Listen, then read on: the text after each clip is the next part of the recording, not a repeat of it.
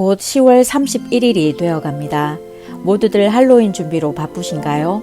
이제는 종교적 의미를 떠나 하나의 축제로, 하나의 파티로 여기며 코스튬 플레이와 집을 꾸미며 각종 행사들로 바빠지는 시기이죠. 이 무렵에는 남녀노소 상관없이 악마, 괴물, 마녀 등 사악해 보이는 존재들로 분장을 하고 이 집 저 집 드나들며 트릭 or 트리스를 외치곤 하죠. 최근에는 천사, 만화 캐릭터, 게임, 산타클로스, 전통 의상 등 다양한 분위기로 하기도 하는데요.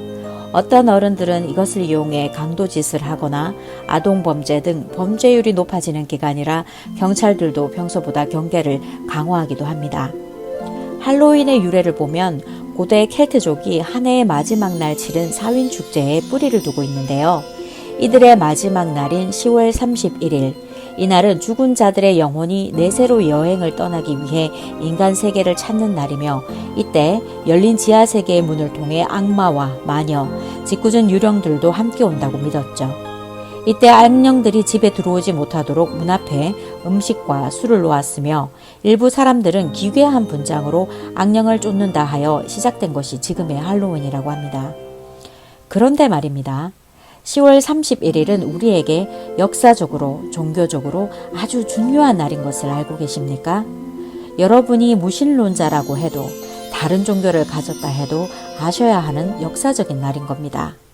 1517년 10월 31일 마틴 루터가 비텐베르크 성교회 정문에 붙인 면죄부 판매에 대해 공개적으로 비판한 사건, 바로 종교개혁의 날입니다. 가톨릭 교회가 죽음과 지옥에 대한 두려움이 있는 사람들에게 구원을 살 수 있다며 종이 조각을 돈을 받고 판매하게 됩니다. 이것이 바로 면죄부 판매인데요. 사제였던 마틴 루터가 교황청에 대해 또 면죄부 판매 등 교회의 부당한 처사를 비판하는 95개조의 논제를 게시합니다. 이것은 성경의 권위와 하나님의 은혜, 예수 그리스도를 향한 믿음을 회복함으로써 변질된 교회를 새롭게 개혁시키고자 했던 신학운동인 것입니다. 네, 말씀드린 대로 할로윈과 같은 날이죠. 세상이 즐기는 할로윈과 달리 교회와 크리스천들은 성경에서 말하는 믿음을 회복하고 전하기를 소망합니다.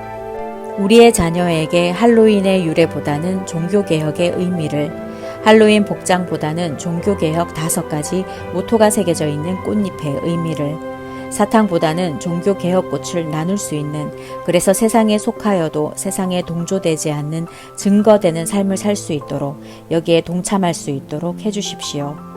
오직 성경, 오직 은혜, 오직 믿음, 오직 그리스도, 오직 하나님께 영광. 각 꽃잎의 모양은 양각 나팔을 상징하며 성경에서 선포, 깨우침, 승리, 그리고 찬양을 의미합니다. 꽃잎의 색깔인 보라색은 하나님의 권위를, 가운데의 왕관은 예수님만이 우리의 주님이 되심을 뜻합니다. 성경으로 돌아가고 성경으로 살아가자.